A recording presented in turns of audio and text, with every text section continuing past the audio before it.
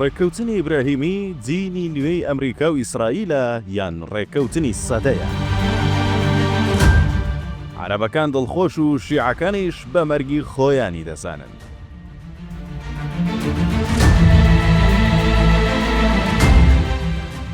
ماوەیەکە لە میدیا و سۆشیال میدیای ناوچەکە و بە تایبەت سۆشیال میدیای کوردی زۆرترین باس و خواست لەسەر ئەو ڕێککەوتنە هەیە کە لە ساڵی 2020ەوە ئیسرائیل وەکو سیاسەتی نوێ و بە هاوکاری ئەمریکا و تورکیا و هاوپەیمانان بۆ ڕێکخستنەوەی ناوچەکە دایان ڕشتووە.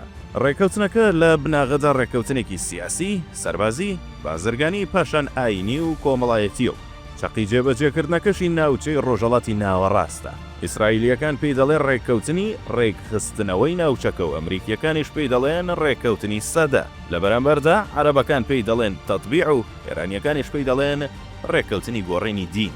هەر دەوڵەت و گروپێک لە سێگۆشەی بەرژەوەندیەکانی خۆیەوە پێناسەی ڕێککەوتنەکە دەکات. ئەوەی زۆر بە خێرایی گەڵاڵەی پرۆژەکەی کرد و بەدەمیەوە چوو ئیماراتیەکان، پاشان قەتەری و سعودیەکان بوون.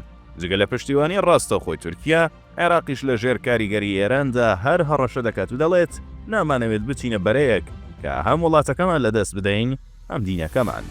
ئیسرائیلیەکان ماوەی 57 ساڵە لە نێو سنوورێکی بچووکدا ئابلۆقە دراون. لانیکەم ناتوانن سنووری دەوڵەتانی عەرەبی دراوسەیان باشکرا بەکار بهێنن. ئەمە بۆ عەرەبەکانی شەمان شێوەیە کە عەرەبستان و ئیمارات و قەتەریەکان نانەوێت بەهێزترین دەوڵەتی دنیا کە خاوەن چەکی ئەتۆمی و ئەنجامی ناتۆ و هاوپەیمانی ئەمریکایە لەو بندەستەدا دژ و دوژمنیان بێت. ڕێککەوتنی ئیبراهیمی قۆناغی بەکارهێنانەوەی سامانی سروشتیە لە ناوچەکەدا، جگە لە داڕشتنی پلانی نوێی سەربازی و جارێکی تر گۆڕینی هاوسەنگی هێزە، هەروەها پاکردنەوەی ناوچەکەیە لە تیرۆری ئێران و دۆستەکانی. ناونانی ڕێککەوتنەکە با ڕێککەوتنی ئیبراهیمی دەگەڕێتەوە بۆ خاڵی هاوبەشی هەر سێ دینە ئاسمانیەکە، واتە ئیسلامی عەرەبەکان و مەسیحیەتی ئەمریکا و هاوپەیمانەکانی و یەهودیەتی ئیسرائیلیەکان. ئەوان ویستیان خاڵی هاوبەشی نێوانیان لە دین و کۆمەڵایەتی بوون بە بنەما بگرن تا دواتر کاریگەریە سیاسیەکان ڕاستەوخۆکار لە جێبەجێکردنەکەی نەکەن. ئێرانیەکان و هاوپەیمانەکانیان هەروەها گروپەی خوانیەکان بە جۆرێکی تر تەفسیری ڕێککەوتنی ئیبراهیمی دەکەن و ناویان ناوە ڕێککەوتنی دروستکردنی دینێکی نوێ و لەم پێناوەشدا لەشکرێکی میدیاییان خستۆتە گەڕ بۆ دروستکردنی شەپۆلێکی توندی ناڕەزایەتی.